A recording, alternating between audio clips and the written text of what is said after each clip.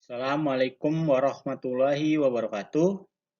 Pada kesempatan ini kita akan membahas tentang bagaimana manusia, ruang, dan waktu dalam sejarah. Ini ada gambar duit 20.000 yang bergambar Ki Hajar Dewantara. Nah, di atas juga ada gambar Ki Hajar Dewantara di sebelah kiri dan gambar Muhammad Hatta. Mereka adalah manusia yang berperan penting dalam sejarah perjuangan bangsa Indonesia. Kita mulai dari bagaimana manusia sebagai penggerak, pelaku, dan saksi sejarah. Sebelum kita membahas tentang manusia sebagai penggerak, pelaku, dan saksi sejarah, kalian bisa menyimak kisah berikut tentang Ki Hajar Dewantara. Lebih baik tidak punya apa-apa, tapi senang hati, daripada bergelimang harta namun tidak bahagia. Ki Hajar Dewantara nama aslinya adalah Raden Suwardi Suryaningrat. Beliau merupakan putra dari GPH Suryaningrat dan cucu dari Paku Alam III. Sebagai golongan bangsawan, beliau sudah barang tentu bisa bersekolah di ELS, kemudian melanjutkan ke Stovia atau Sekolah Dokter Jawa. Nah, kan tetapi di Stovia beliau tidak sampai lulus karena sakit. Nah, kemudian setelah itu Suwardi mulai berkiprah di dunia jurnalistik. Nah, ini ada beberapa media-media yang pernah Suwardi itu ikuti. Ada Sudiatomo, Midin Java, The Express, Utusan India, Kaum Muda, Cahaya Timur, dan Pusara. Itulah media-media yang pernah menjadi tempat menulis dari Suwardi. Nah, Suwardi juga sempat bergabung dengan Budi Utomo. Kemudian pada tanggal 25 Desember 1912, Suwardi bersama dengan Dowes Dekker dan Cipto Mangunkusumo itu mendirikan Indies Party. Nah, kemudian setelah berkiprah di Indies Party, Suwardi menulis tentang sebuah artikel yang berisi kritikan terhadap Belanda. Nah, artikel itu berjudul Andai Aku Seorang Belanda atau Ach is Nederlander was. Nah, secara umum kalau saya cuplik isi dari tulisan tersebut isinya seperti ini. Betapa menyenangkan, betapa nikmatnya bila dapat memperingati suatu peristiwa nasional yang begitu besar artinya. Saya ingin sekali menjadi seorang Belanda, walaupun hanya untuk sementara saja. Kita sekarang bersukacita oleh karena 100 tahun yang lalu kami terlepas dari jajahan kekuasaan asing. Dan kesemuanya itu dilakukan di hadapan mata mereka yang hingga sekarang masih tetap dijajah oleh kami. Sungguh, seandainya saya ini orang Belanda, maka saya tak akan pernah mau merayakan pesta peringatan seperti itu di sini, di suatu negeri yang kita jajah.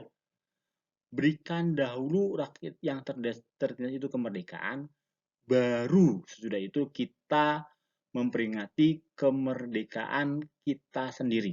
Nah, tulisannya itu sangat satir, sangat menyindir pemerintah kolonial Belanda.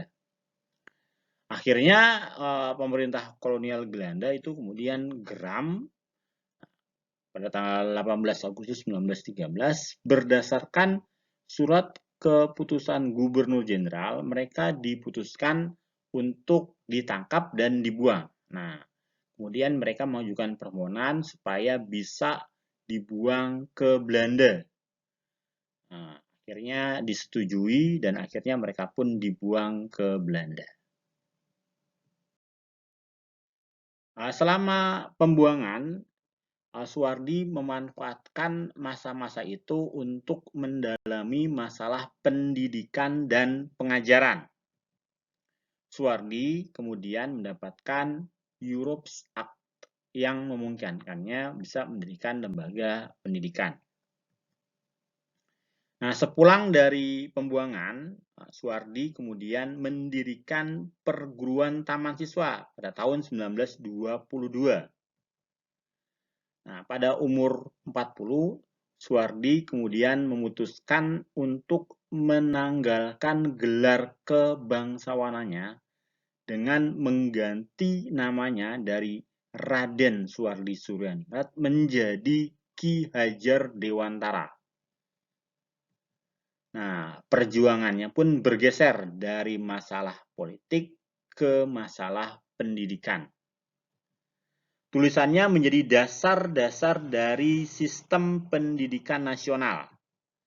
Nah, saat Indonesia merdeka, ia kemudian dipercaya menjabat sebagai Menteri Pendidikan dan Pengajaran. Ada cerita menarik yang menunjukkan bagaimana kesederhanaan seorang Ki Hajar Dewantara. Kalau seorang petinggi negeri sekarang ini kalau dilantik menjadi pejabat itu kan hal yang lumrah sebagai bentuk rasa syukur, kemudian mengadakan pesta-pesta. Nah, tetapi hal itu tidak berlaku bagi Ki Hajar Dewantara. Nah, setelah ditetapkan menjadi Menteri Pendidikan, Ki Hajar pulang ke rumah. Nah, di rumah juga tidak ada pesta penyambutan sama sekali. Nah, sampai rumah, Nyi Hajar, istri dari Ki Hajar, menyuruh salah satu anak dari mereka untuk membeli mie godok atau mie rebus di pinggir jalan dekat rumah mereka.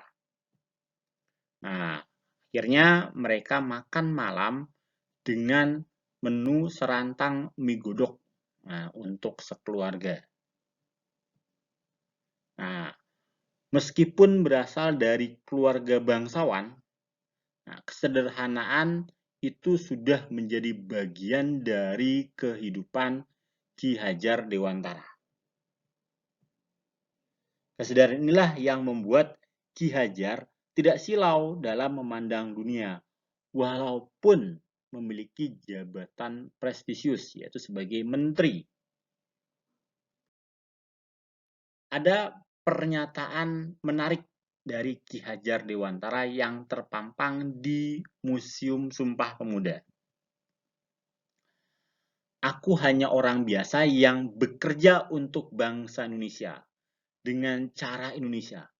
Namun, yang penting untuk kalian yakini, sesaat pun aku tak pernah mengkhianati tanah air dan bangsaku, lahir maupun batin. Aku tak pernah mengorup kekayaan negara.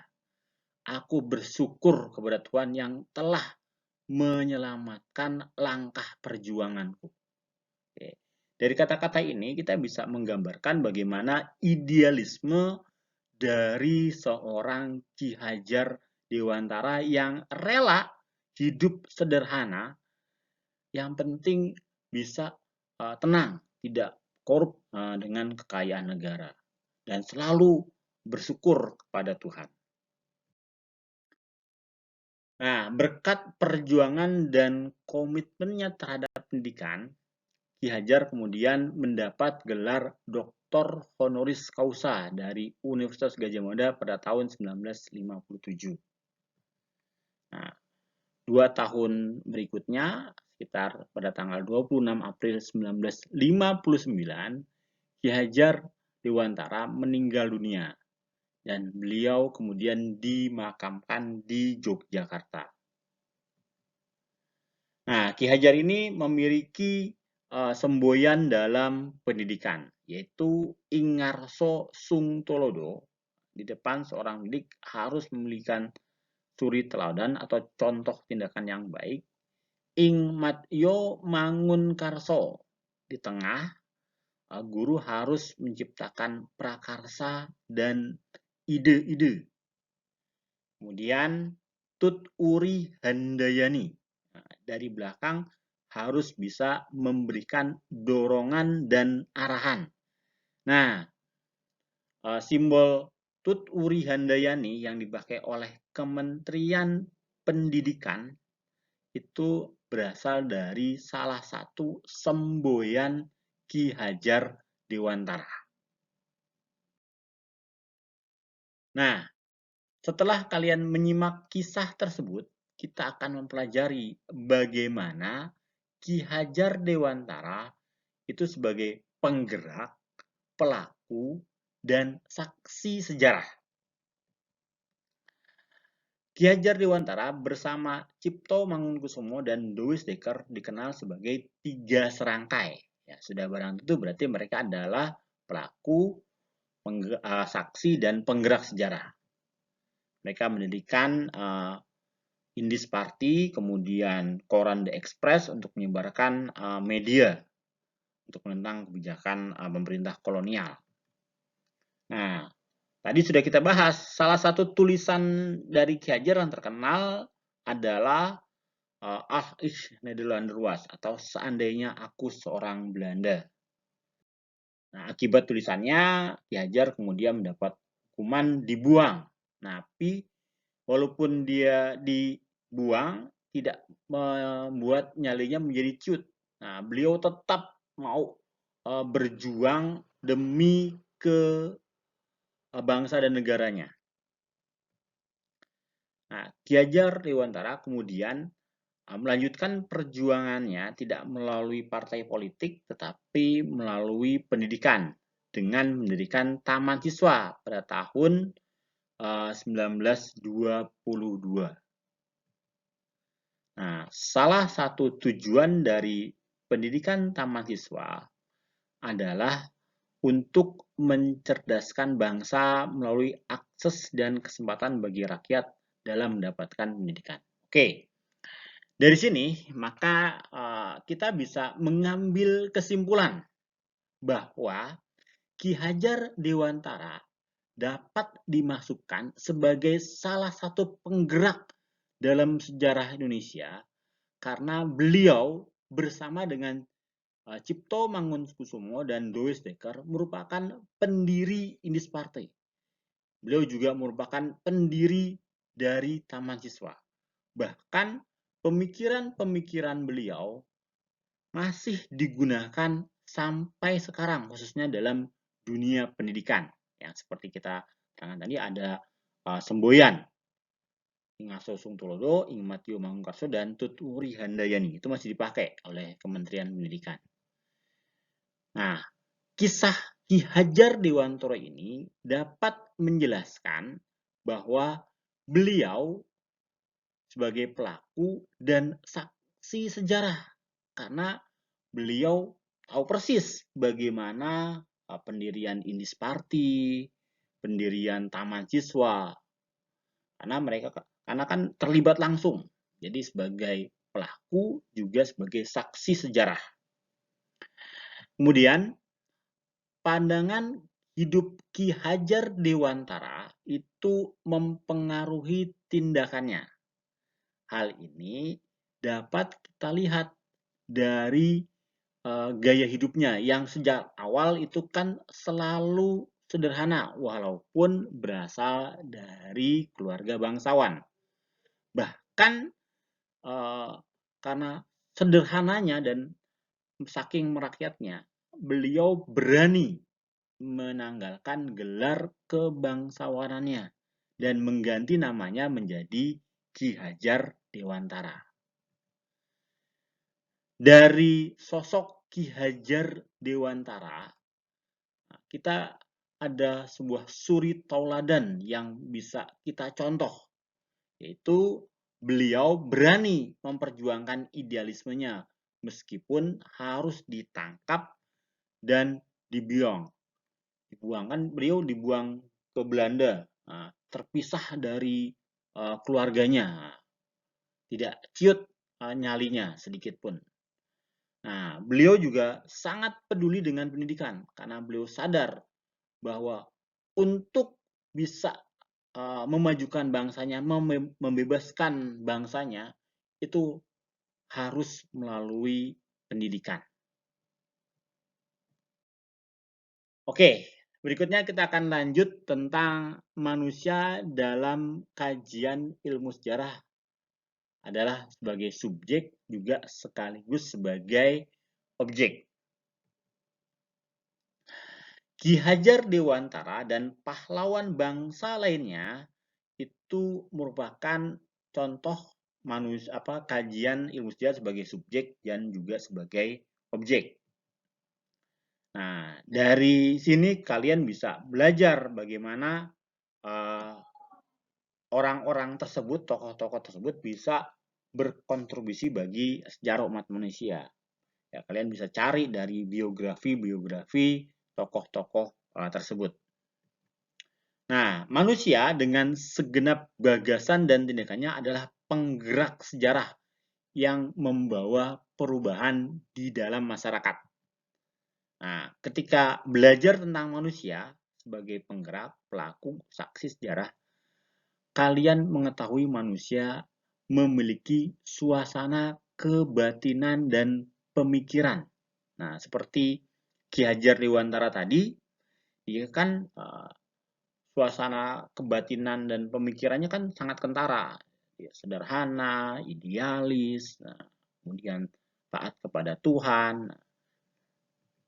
Nah, menurut salah satu ahli pakar yaitu Kartodiro mengembangkan bahwa ketika biografi dan individu menjadi unit sejarah, maka individu sebagai manusia harus dipahami secara utuh mengenai latar belakangnya, lingkungan sosial budaya, watak, dan pandangan hidupnya.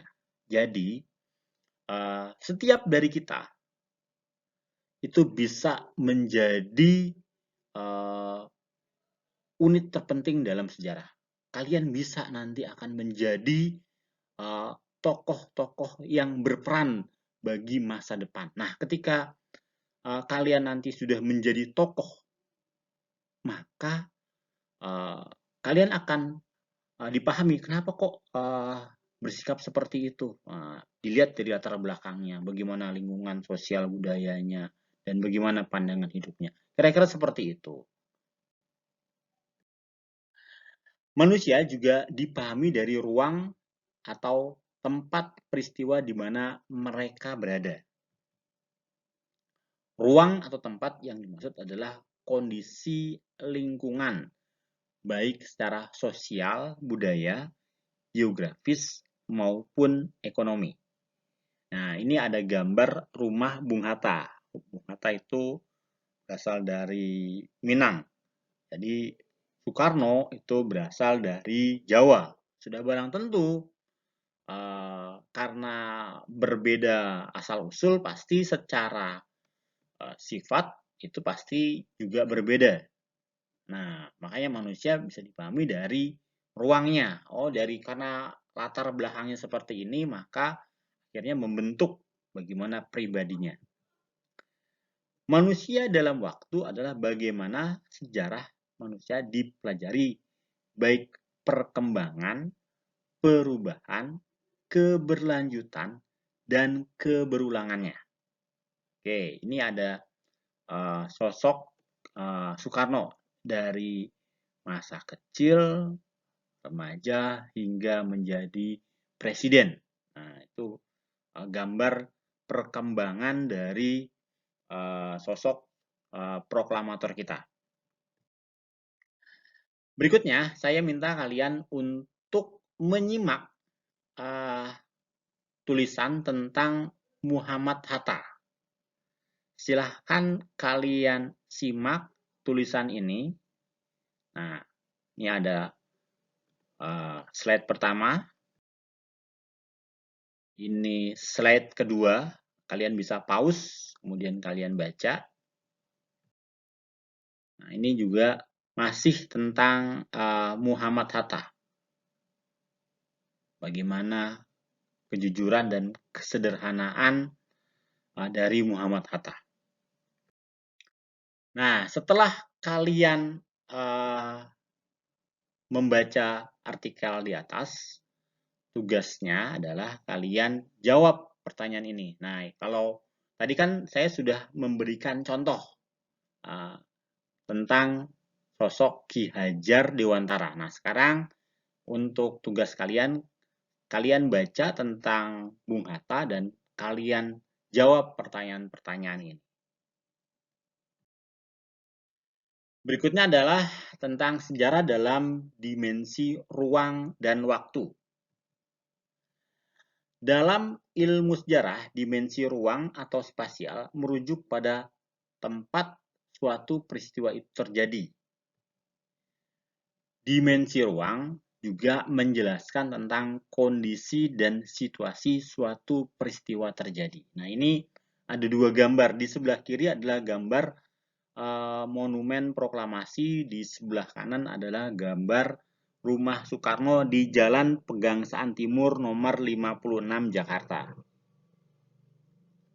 Nah, dimensi ruang dalam sejarah dapat berdasarkan skala lokal, nasional, maupun global.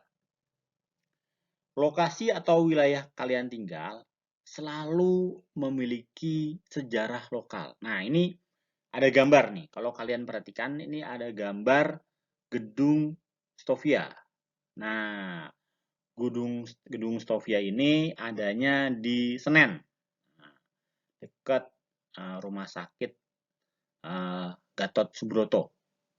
Nah, itu ada Gedung Stovia. Nah, ini ada gambar bagaimana di sebelah kiri gedungnya, di sebelah kanan adalah para mahasiswa Stovia yang sedang belajar. Nah, dari peristiwa lokal sering berkaitan dengan berbagai kejadian dan baik di tingkat nasional maupun di tingkat global. Nah, kesadaran nasionalisme dalam pergerakan nasionalisme itu tercermin dari berbagai perjuangan melawan kolonialisme dan imperialisme dunia. Oke, jadi poinnya adalah ketika kalian tadi melihat ada gambar gedung Stovia dan kemudian para mahasiswa Stovia yang sedang belajar, nanti dari situ bisa diambil benang merah bahwa ketika mahasiswa belajar, nah sambil mereka belajar tentang ilmu kedokteran, mereka juga mengkritisi bagaimana keadaan di sekitarnya. Kemudian beberapa mahasiswa yang idealis, yang peduli, kemudian mulai berjuang untuk melawan kolonialisme dan imperialisme. Nah, kalau dilihat dari sisi yang lebih luas, ternyata kesadaran nasionalisme itu ternyata tidak hanya terjadi di Indonesia, tetapi juga terjadi di berbagai belahan dunia. Makanya di sini bisa diambil kesimpulan bahwa dalam dimensi ruang itu walaupun skalanya hanya di wilayah Pasar Senen, di Stovia, nah itu bisa menjadi sebuah gerakan yang sifatnya nasional. Dan kalau dihubungkan dengan global, ternyata juga ada gerakan yang sama, gerakan untuk melawan kolonialisme dan imperialisme. Nah, berikutnya kita akan bahas tentang dimensi waktu. Nah, dimensi waktu itu merujuk pada kapan suatu peristiwa itu terjadi. Dimensi waktu dapat berupa detik, jam, hari, minggu, bulan, tahun, bahkan abad pada masa lampau yang menunjukkan kapan suatu peristiwa itu terjadi. Nah, waktu itu biasanya juga ditandai oleh peristiwa lain yang terjadi secara bersamaan. Ya, di sekarang ada peristiwa apa, di tempat lain juga bisa jadi ada peristiwa apa.